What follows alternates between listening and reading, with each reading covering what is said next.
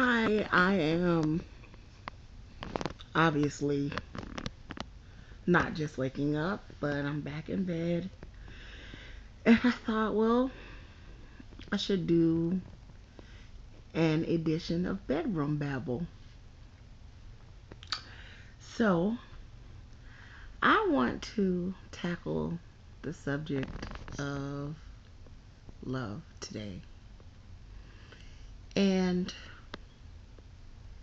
I want to talk about how it makes you feel, how it makes you react, the things it makes you say, the things that you do, just all of the things that have to do with love. Um, First of all, I've I can only say that I've been in love maybe about 4 times in my life, like true love.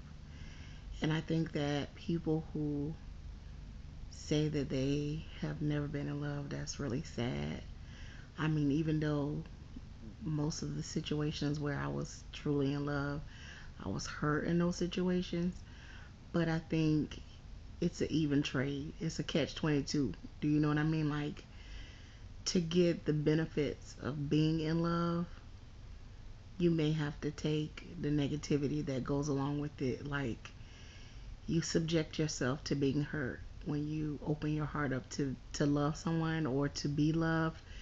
You're also taking a risk that you'll be hurt. And I think it's an even trade off. I think it's worth it. It's worth the pain. It's worth the hurt. It's worth the tears. It's worth, the fear, all the things that you feel when you're in love. I think it's worth it. But I want to talk about this love that makes you sacrifice who you are.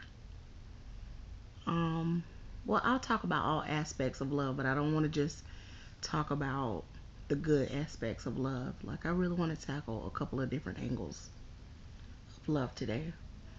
Let's talk about this first one, and that's changing who you are, sacrificing certain things, um,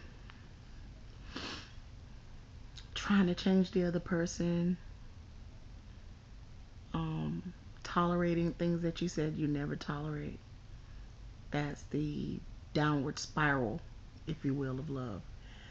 Um, my cousin always, she makes me so sick. My cousin Coretta always says, she quotes the Maya Angelou statement that she says, um, when someone shows you who they are, believe them. And even though she agitates me when she does that, it's really, it just rings true. Like, when someone proves to you that that's who they are, if you already know in your heart, like, this is something you're not willing to tolerate, you should leave. You should go. You should walk away, because you'll spend so much time trying to change that person, trying to make them who you want them to be, that you'll wind up hurting yourself. Like, if you try to change a person, the only thing that will change is you. You'll change into a person who will tolerate. You'll change into a bitter, angry person, because you'll become resentful. You resent the person for not changing. You resent them for not being the person that you want them to be. So you become resentful. And then you're going to also resent yourself, because you know in your heart, okay, I should just walk away because this is not healthy. This is not making me happy. But you won't do it because you want to stay there. You want to believe that that person is going to change. You want to believe that they're going to be different. You want to believe that if they don't know how to communicate, that one day they're just going to magically get up and just start communicating. It's not going to happen. If they have an issue with communicating, it's a very slim to none chance that they'll just magically start communicating with you. If they don't know how to express their feelings to you, if they don't know how to say, I love you, just randomly say it and to make you feel it and express their feelings, it's not going to change. It's not going to just magically come to them, because it's a learned behavior to be shut down, to be inverted, if you will. A person who does not know how to express their feelings and they're inverted like that, typically it's their upbringing, it's their childhood, it's their, family. Like, it's just the way they are. And the only person that will change that has those proclivities is a person that wants to reach out for more.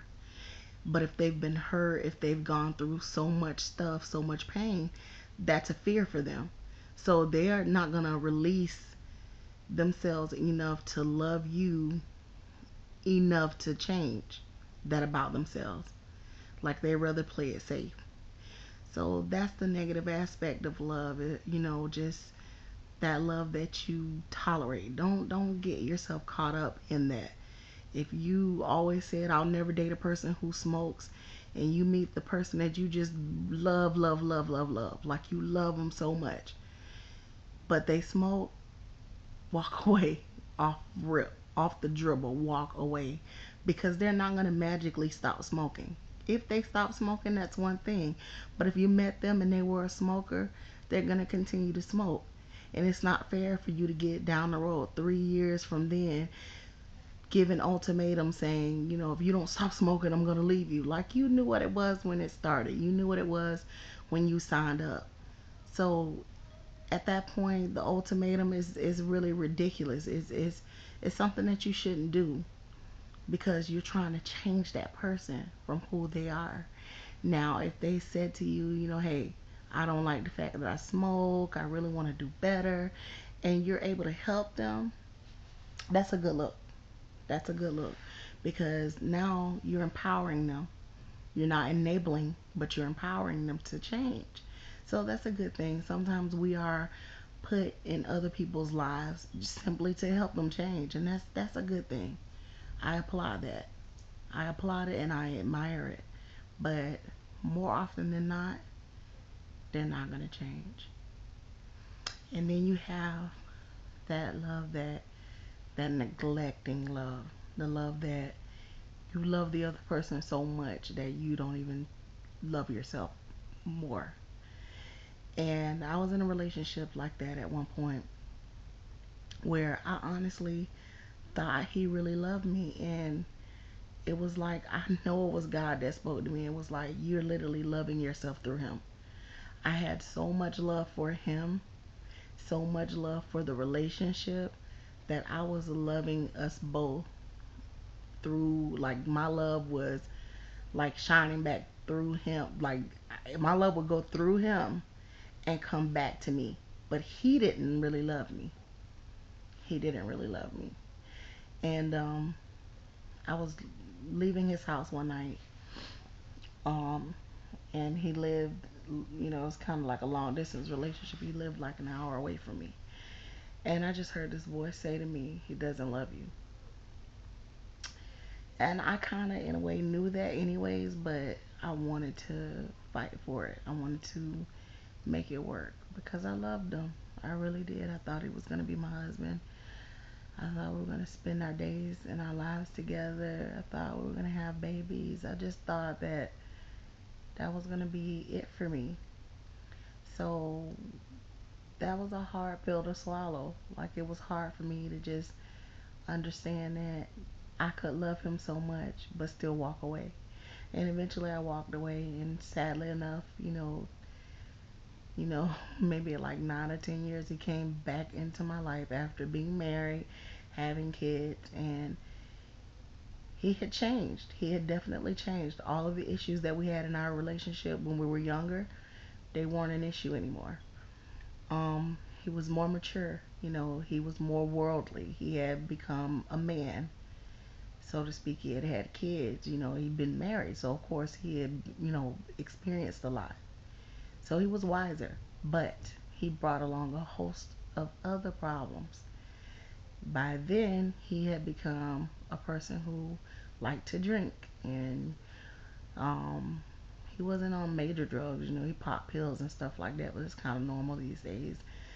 But he drank way too much, and he wasn't really working a lot, but that was because he had a little bit of trouble with the law.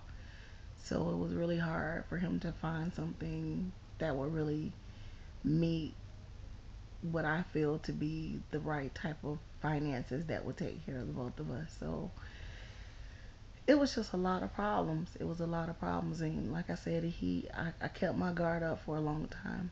But after about 2 months of him just coming at me, coming at me, coming at me, he broke me down. Because when he came back into my life, I was seeing multiple guys. Like I was at the stage of my life, I was like, I'm just gonna talk to a bunch of different guys, stack them up like flapjacks, pancakes, you know.